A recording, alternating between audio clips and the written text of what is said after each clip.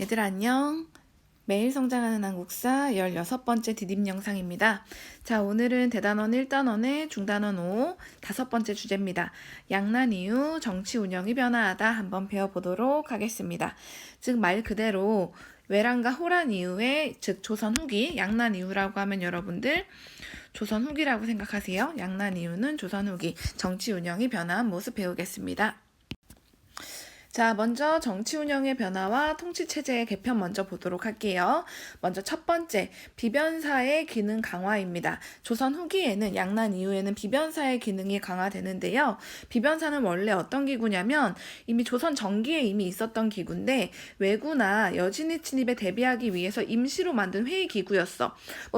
왜구가 침입하거나 여진이 침입하거나 했을 때 잠깐 모여서 회의하고 없어지고 이런 식으로 그런 기구였는데 이게 이 양난 이후에는 즉 외란과 호란 이후에는 군사나 외교나 재정은 돈이죠. 인사, 사람을 뽑는 거 등 모든 업무를 다 총괄하는 기구가 돼. 왜 그렇게 되냐면 원래는 여러분들 일을 할 때 보통은 뭐 육조에서 보고하고 의정부가 일하고 의정부가 또 왕한테 보고하고 뭐 이런 식으로 왕이 명령 내리고 이런 식으로 많이 형태가 기본적인 형태거든. 근데 외란과 호란이 발생을 하다 보니까 이렇게 하나하나 거치면서 하는 게 너무 비효율적인 거야. 빨리빨리 이 전쟁통에서 결정을 해야 되는데 그래서 의정부 육조를 활용하는 게 아니라 이 원래는 임시 회의 기구였던 비변사를 열어가지고 비변사에서 이렇게 대신들이 모여가지고 얼른 결정해 버리는 게 일반화되거든요. 그래가지고 이제 비변사의 기능이 엄청나게 강화가 되고요.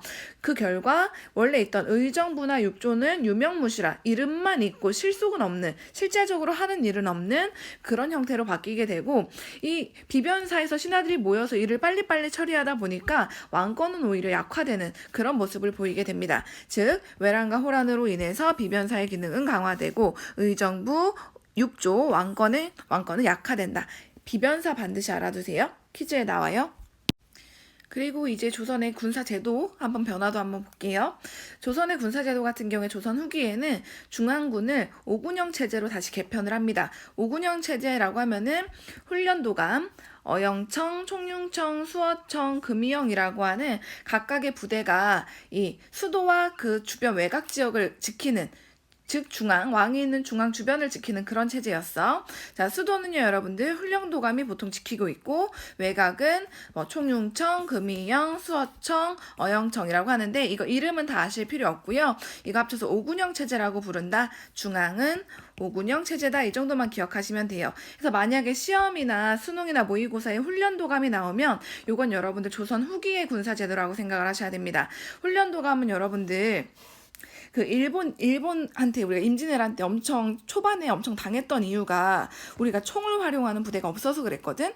그 총을 활용한 부대, 즉 포수도 넣고 그 다음에 활을 사용하는 사수 넣고 창을 사용하는 살수 넣고 해가지고 이 세 개의 기동대로서 이제 만든 부대가 훈련도감이라고 하는 부대예요.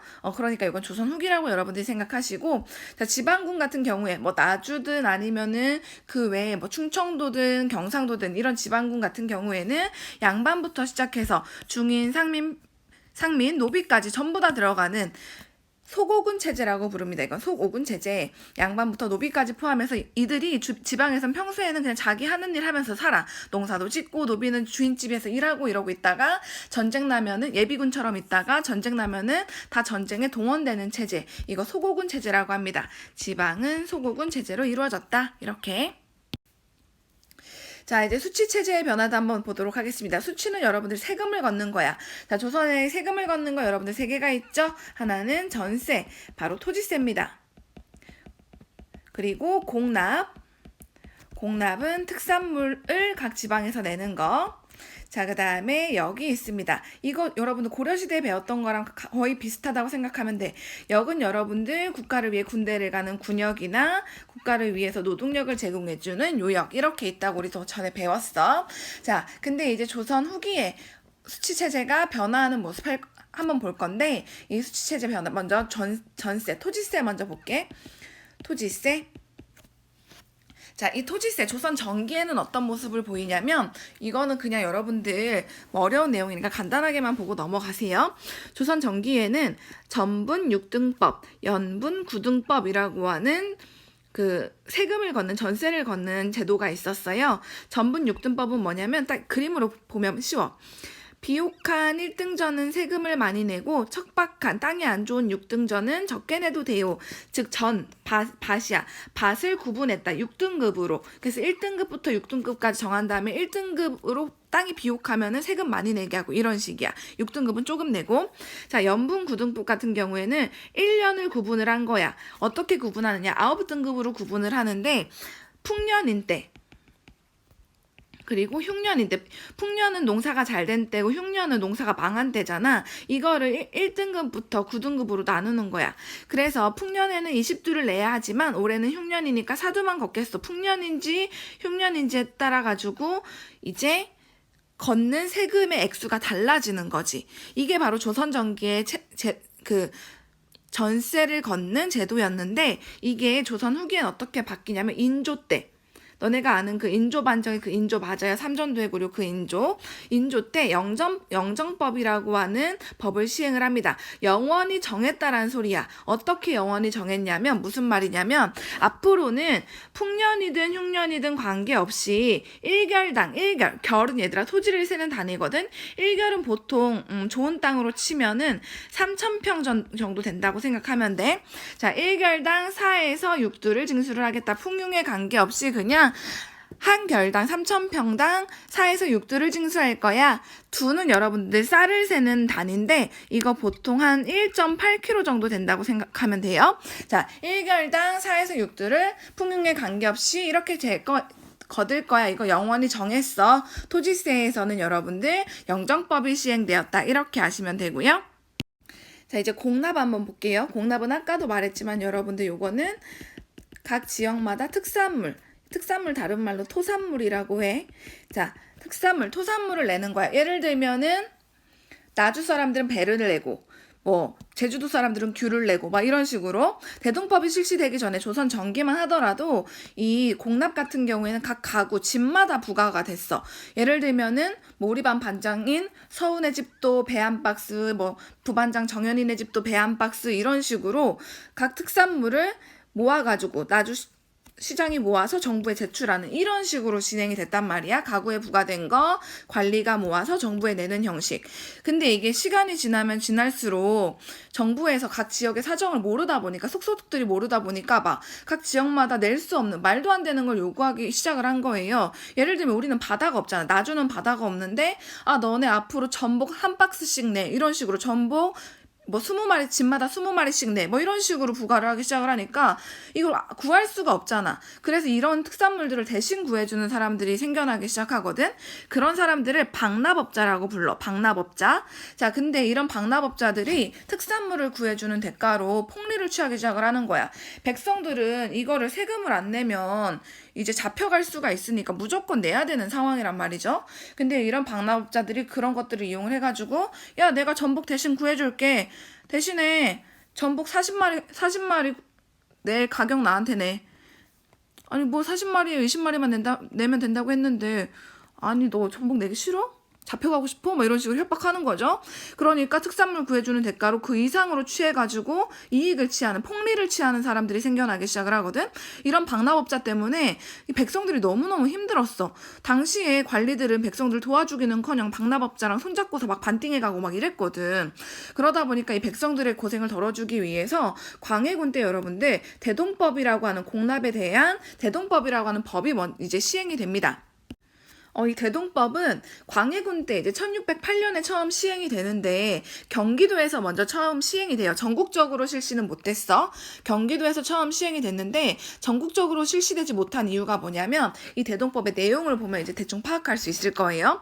자, 토지 결수를 기준으로 해서 1결당 3,000평이라고 했지. 3,000평당 12두의 쌀을 징수를 하는데 토지 결수를 기준으로라고 했어. 그러면 내가 만약에 토지를 한 결 가진 사람이야. 3,000평 가진 사람이면 1년에 쌀을 12두를 내야 되는 거야. 근데 만약에 토지를 안 가진 사람이면 안 내도 되는 거거든.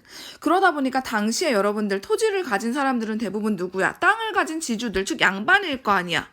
양반들 같은 경우에는 땅을 가진 게 무슨 죄입니까? 세법에 반대합니다. 이 대동법에 반대합니다. 반대를 하다 보니까 양반들의 반대 때문에 여러분들 광해군대 처음 시행이 됐지만 이게 전국적으로 시행되는 데는 거의 100년 가까이가 걸려요. 근데 농민들 같은 경우에는 나같이 땅이 적은 사람은 공납 부담이 줄어드니 감사할 일입니다. 너무 고마워하는 거지. 즉 대동법은 양반은 반대하고 땅을 많이 가진 양반은 반대하고 일반 농민들 백성들을 굉장히 좋아했던 제도라는 거죠.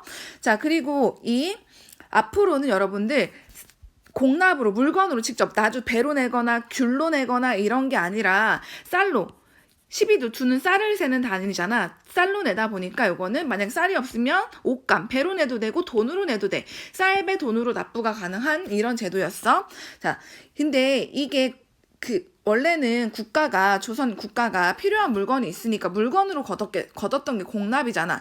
배가 필요하고 귤이 필요하고 오징어가 필요하니까 걷었던 게 공납인데 이거를 이제 쌀이나 배나 돈으로 이제 걷다 보니까 국가에서 필요한 물건을 대신 사줘야 되는 사람들이 등장하기 시작을 해. 즉 정부의 필요한 물품을 조달해주는 상인이 등장을 하는데 그런 상인을 여러분들 공인이라고 불러. 이거 너무너무 중요해 얘들아. 시험에 진짜 많이 나오거든.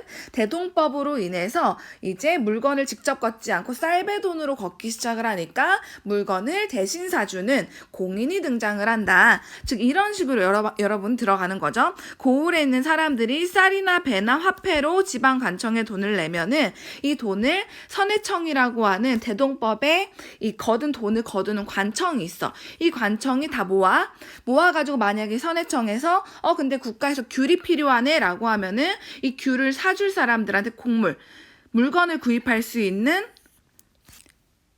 이 사람들의 돈을 이 공인에게 주는 거죠. 그럼 공인은 귤을 여기저기서 구한 다음에 다시 선해청한테 주는 이런 식으로 이제 시스템이 돌아가게 되는 거거든. 이러다 보니까 당시에 공인이 등장하면서 당시에 상업까지 발달하게 되는 경제까지 발달하게 되는 왜냐하면 대신 공인들이 물건 구해야 돼가지고 시장 여기저기를 다니다 보니까 그래가지고 상업까지 발달하게 되는 하나의 효과를 본다. 이거 너무너무 얘들아 진짜 중요해. 이거 꼭 봐두세요. 자, 공인들은 관청에 필요한 물건을 납품하고 돈을 벌 수 있으니 참 좋은 법입니다. 즉 양반은 싫어하지만 공인과 농민은 좋아했던 법이다.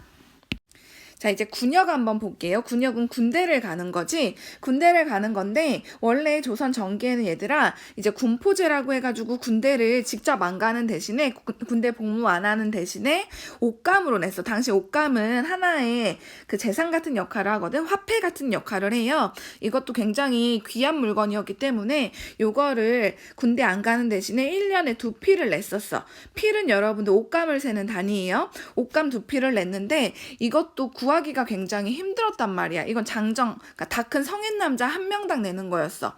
근데 시간이 가면 갈수록 이게 굉장히 걷는 제도가 문란해져가지고 이거 떼먹으려고 부정부패 저지르는 사람들이 등장을 해가지고 애기한테 원래 이거 16세 이상 남자한테만 내는 거거든?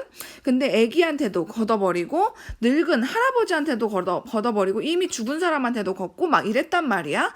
그래서 여러분들 조선의 영조 때는 균역법이라고 하는 이 법을 시행을 하게 되는데 균역법이 뭐냐면 원래는 다 큰 성인 남자, 장정이라고 불러요. 다 큰 장정 한 명당 군포를 2피를 납부를 했었잖아. 근데 이걸 매년 한 필로 반땡을 해줘. 그러니까 깎아줘. 매년 한 필로 감축을 시켜준 거죠.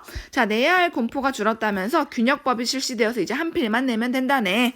자, 균역법이 실시된 다음에 농민들은 이제 정부에게 군포 한 필만 내면 되는 거예요. 근데 정부는 이게 부족해질 거 아니야. 이전에 2필 거뒀는데 한 필만 거두니까. 그래서 이걸 보충하기 위해서 결작이라고 해서 토지 가진 사람한테 뭐 쌀을 걷거나 아니면 소금세, 선박세, 배에 걷는 거, 군관세라고 해서 어떤 관직에 걷는 거 이런 것들 해가지고 이런 걸로 보충을 하면서 정부는 군포 한 필로 깎아준 것들을 보충을 했다. 이 정도만 여러분 알고 계시면 돼요. 자, 이제 두 번째 주제 붕당 정치의 변질 한번 보도록 할게요. 붕당 정치 여러분들 붕당 기억나시죠?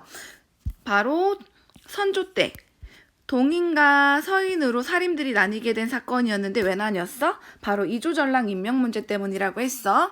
그 이후에도 동인이 여러분들 남인과 북인으로 나뉘었다고 했지. 그러니까 여러분들 광해군 때는 붕당이 서인, 남인, 북인이 있다고 했었어. 근데 이 여러분들이 전에도 배웠겠지만 광해군 때는 북인이랑 광해군이 같은 팀이라고 했어. 그러면서 전쟁 후에 복구 사업이나 제도 개편에 같이 노력을 하고 광해군과 북인 같은 경우에는 중립외교 했던 것도 기억나시죠? 자, 그러다가 중립외교에 반대했던 서인들이 인조반정을 일으켜가지고 인조를 왕으로 올렸으니까 당연히 광해군 편이었던 북인도 제거를 했겠지. 북인 제거하고 광해군 제거하면서 인조 때는 여러분들 서인이랑 남인이 있는 건데 인조 때 인조를 올려준 게 서인이었기 때문에 서인이 집권을 하고 남인들은 그냥 참여하는 형태로 정치가 가게 됩니다. 자, 그러다가 이때까지만 해도 붕당 정치가 원래 서로 견제하고 비판하면서 그래도 나름 사회적 좋게 가는 거였잖아. 근데 현종이랑 숙종을 거치면서 붕당 정치가 점점 사이좋게 가는 게 아니라 정당하게 서로를 인정하고 비판하고 견제하는 게 아니라 서로를 죽이지 못해서 안달나는 형태로 변질되게 됩니다. 그 사건이 된 그 시발점들 한번 보도록 할게요. 자, 인조 다음에 여러분들 효종이었죠. 효종 다음에 이제 현종이 왕이 됩니다. 근데 현종이 왕이 되자마자 이제 서인과 남인 사이에서 예송이라고 하는 그 하나의 논쟁의 발생이 되거든요. 자, 왕조의 정통성을 가리는 예절에 관한 논쟁이다. 그래서 예송이라고 해요. 예절에 관한 논쟁이다라고 해서 예송이라고 하는데 이게 무슨 말이냐면은 이거를 여러분들이 그냥 간단하게 이해를 하려면 인조 때로 일단 넘어가야 돼. 자, 인조 같은 경우에는 여러분들 부인이 있었어. 원래 본 부인이죠. 왕비가 있는데 왕비가 죽으니까 인조가 44살의 나이에 15살에 부인을 맞이해. 그 부인이 여러분들 자이대비거든. 근데 이 자이대비가 너무너무 어린 나이에 왕비가 된 거잖아. 둘째 부인이라고 생각하면 돼. 근데 인조한테는 첫째 부인한테서 낳은 아들인 효종이 있었잖아. 그지? 즉 자이대비는 효종의 그 새엄마가 된 거지. 효종이 새엄마가 됐는데 심지어 나이도 효종보다 어린 거야. 그래가지고 효종이 죽었을 때 다음에 아들인 현종이 왕에 올랐는데 효종의 새엄마인 자이대비는 여전히 살아있는 거야. 즉 현종의 할머니죠. 새엄마가 살아있으니까 이 엄마가 아들이 죽었을 때 상복을 몇 년을 입어야 되냐 가지고 서인과 남인 사이에서 논쟁이 발생이 돼요. 남인은 3년을 입어야 된다. 무슨 말이냐면 아들이 죽었을 때 첫째 아들은요, 여러분들. 첫째 아들은 엄마가 상복을 3년을 입어야 돼. 근데 둘째 아들이 죽으면 엄마는 상복을 1년만 입으면 되거든. 근데 효종 같은 경우에는 둘째 아들로 왕이 됐어요. 원래 첫째 아들 소현세자가 있었는데 소현세자가 일찍 죽고서 이제 효종이 둘째 아들로 왕이 된 거였거든. 근데 효종을 남인 같은 경우에는 그래도 왕이 됐으니까 첫째 아들로 봐가지고 3년 있게 하면 되지 않냐, 자이대비가. 근데 서인 같은 경우에는 아무리 그래도 효종이 둘째인 거는 뭐 어떻게 바꿀 수 없는 사실인데 왕이 됐다 하더라도 둘째 아들이니까 자이대비는 1년 상복을 입어야 된다. 이런 식으로 이게 성리학적인 예법에 관한 논쟁이거든요. 요것 때문에 티지게 싸우면서 서인과 남인 사이에서 삐그덕삐그덕하기 시작을 해요. 아, 저 새끼들 말 진짜 안 통하네. 아, 짜증나네. 이런 식으로 완전 이렇게 가게 돼요. 그러다가 이제 숙종 때 와서는 여전히 서인과 남인이 뒤지게 싸우니까 숙종이 짜증이 난 거야. 아니, 이 새끼들은 어떻게 왕이 앞에 있는데도 이렇게 뒤지게 싸우지? 아, 어떻게 해야 내 눈치를 볼 수 있지? 아, 내 눈치 보게 하려면 내가 한쪽 편만 들어줘야겠다. 그러면은 나한테 줄 서고 싶어가지고 얘네들이 내 눈치 보면서 잘하겠지 싶어가지고 숙종이 환국을 일으켜. 환국이 뭐냐면 국왕 주도로 집권하는 붕당을 급격히 교체하는 거야. 무슨 말이냐면 처음에는 서인 편 들어줬다가 그래서 서인이 자기 말 잘 들어. 서인이 왕이 자기 편 들어줬으니까. 그러다가 서인이 점점 기어오르려고 하면은 남인 편 들어줬다가 그래서 남인이 좀 기어오르려면은 또 서인 편 들어줬다가 이런 식으로 계속 정치 권력을 수시로 바꾸는 거죠. 이게 발생을 하다 보니까 숙종 때 숙종이 처음에는 서인 편, 두 번째는 남인 편, 마지막에 또 서인 편을 들어줍니다. 이렇게 황국을 통해서 집권한 붕당은 상대 붕당을 계속 사양 먹이고 계속 죽이는 거야. 왜 죽여? 다음에 왕이 또 쟤네 편 들어줄 것 같으니까 애초에 그냥 싹을 다 잘라버리려고 계속 죽이는 거지. 이런 식으로 이게 반복이 되다 보니까 황국이 반복되다 보니까 그 결국에 남인이 몰락해버려. 거의 대부분의 남인이 거의 몰살당하거나 아니면은 이런 정치적인 분쟁을 피해서 다 지방으로 도망가거나 이렇다고 생각을 하면 돼. 다 유배가거나 막 이런 식이야. 그런 상황에서 남인들이 진짜 이제 중앙에 얼마 안 남았어. 얼마 안 남으니까 이제 서인들이 야, 남아있는 남인들 어떻게 할래? 조금이라도 남은 놈들 아예 그냥 다 죽여버릴래? 아니면 쟤네들 불쌍하니까 좀 냅둘래? 가지고서 서인이 또 파가 갈려. 야, 남인들 다 죽이자. 노론 좀 냅두자. 소론. 이렇게. 그래서 결국에는 숙종 때 와서는 남인은 몰락하고서 서인들이 남인 가지고서 어떻게 할래? 다 죽이자. 노론. 냅두자. 소론으로 또 이렇게 갈리게 된다는 거죠. 그러면서 이제는 또 노론과 소론이 싸워.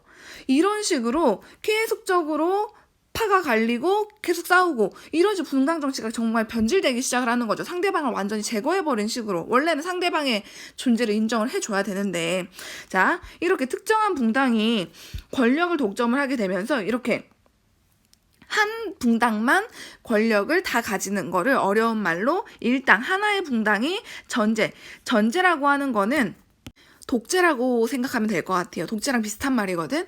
한 붕당이 거의 독재를 하는 그런 형태로서 이제 붕당 정치가 변질되게 된다. 즉, 다시 한번 정리할게. 너무 어려워, 이 파트가 원래.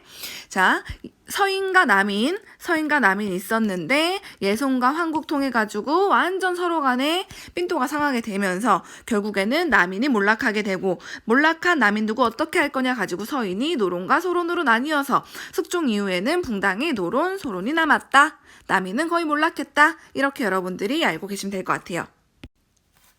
자, 그 다음 세 번째, 영조와 정조의 개혁 정치 한번 보도록 하겠습니다. 숙종 다음에 이제 경종이 왕에 오르는데, 경종은 여러분들 금방 죽고요. 그 다음에 영조가 왕에 올라요. 자, 영조 같은 경우에는 영조가 왕이 됐을 때 여전히 노론과 소론이 너무 싸우고 있는 상태였어. 그래서 이 영조는 이제 싸움은 그만해라. 앞으로는 나는 싸움만 하는 정치 이제 그만. 인재 등용할 때는 당파, 노론, 소론 관계없이 나를 지지해주고 이렇게 분쟁 없이 할 수 있는 애들만 뽑아서 같이 정치를 하겠다라고 하는 정책을 실시하는데, 그걸 여러분들 탕평책이라고 합니다. 평이 여러분들 평등하다 할 때 평이잖아, 그죠? 자, 국왕이 중심에 서서 정치 세력 간의 균형을 유지하는 정책입니다. 그래서 성균관 앞에 탕평비라고 하는 비석을 건립을 해요. 그래서 뭐라고 써놓냐면, 두루 사랑하고 편당하지 않는 것, 당을 나누지 않는 건 군자의 공정한 마음이고, 편당하고 당을 나누고 두루 사랑하지 않는 건 곧 소인은 정말 작은 사람, 마음이 작은 사람이다. 그런 마음이다. 라고 해가지고 당시 성균관에서 공부하는 유생들한테 이런 것들, 탕평의 마음을 알리려고 이렇게 비석도 세우고요. 그리고 이런 탕평책에 찬성하는 신하들, 탕평파라고 해요. 이 탕평파를 중심으로 국정을 운영을 하고요. 그리고 자꾸만 이렇게 애들이 싸우는 거는 각각의 당파들, 노론, 소론, 남인 이런 애들이 서원에서 지들끼리 모여가지고 그러는 거다. 지들끼리 모이지 못하게끔 서원을 사림들이 그 지방에 세운 사립학교죠. 이 서원을 대폭 정리해버립니다.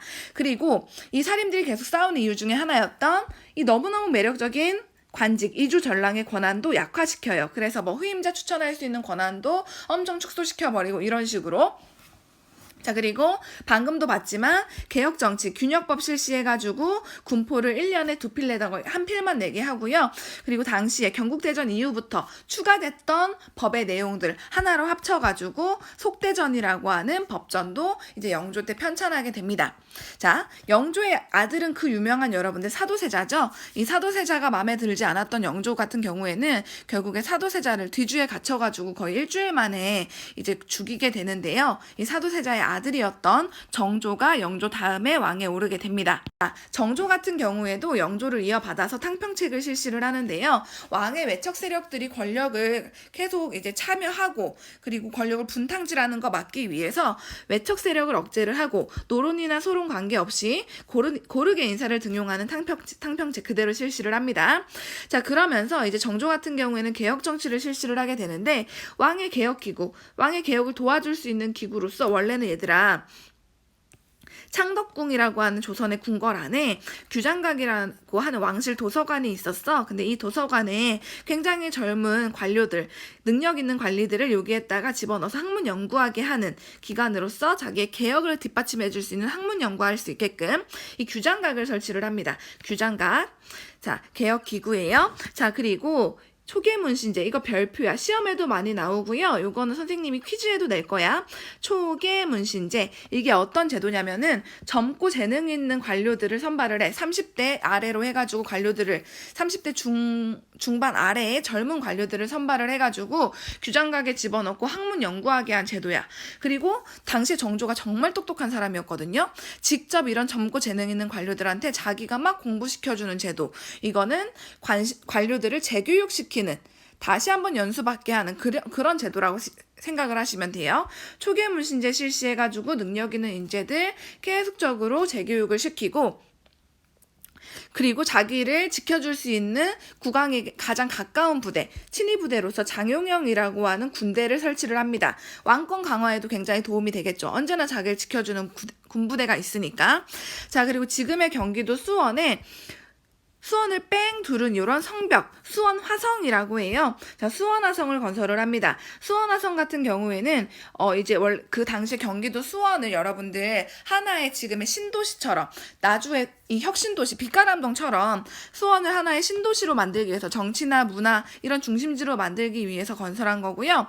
그리고 서울은 여러분들 첩의 자식이야. 양반과 일반, 양반이 아닌 뭐 노비라든가 일반 상민이라든가 이런 여자에게 태어난 자식들, 서울 대표적인 게 홍길동이잖아. 아버지를 아버지라고 부르지 못하는 그 첩의 자식들을 능력 있으면 등용을 합니다. 등용해가지고 공부도 시키고요. 그리고 성종 때의 경국대전 내용 플러스 방금 영조 때의 속대전 내용 플러스 또 추가되는 내용 해가지고 플러스 알파에서 법전, 대전통편이라고 하는 법전도 이 정조 때 편찬이 됩니다.